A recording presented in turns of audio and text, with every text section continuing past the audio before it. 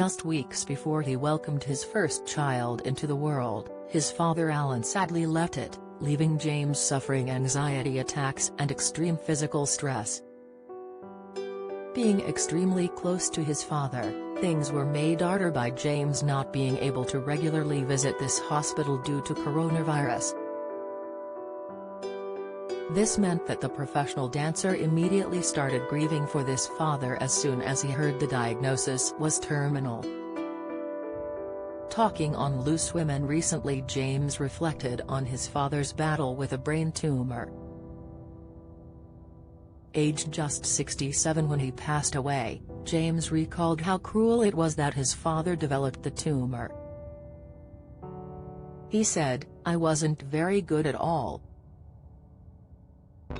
It put me in a very dark place and I started grieving the day I found out he was going to die. I was grieving for a year and then we lost him and then you start grieving again.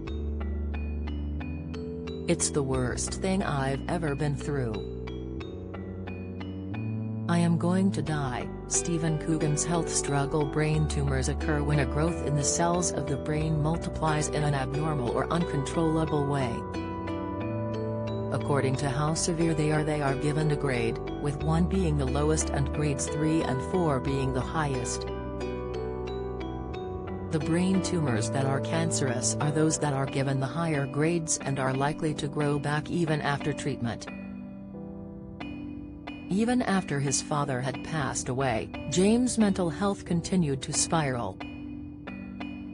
Blood cancer symptoms, the sign when you sleep, insight kidney stone symptoms, the 7 indicators you might be suffering from kidney stones, tips high cholesterol symptoms, the smelly warning sign, expert advice. I cried pretty much every day for a year.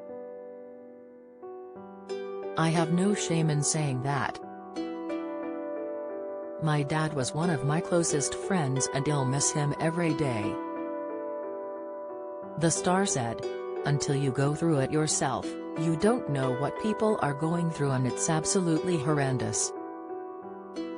In another interview with The Sun, James opened up about the power of grief. He said, "I wanted to have the joy and elation over having a baby, but with my dad, it meant that it was probably the darkest and most horrible time of my life." Not only was James grieving, he began to experience panic attacks. He described how he would wake up in the middle of the night panicking, thinking someone had broken into his house.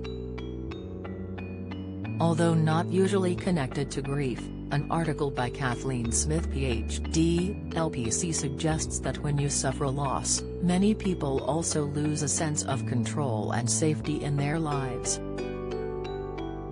This can lead to symptoms including insomnia, feeling nervous and feeling weak or tired.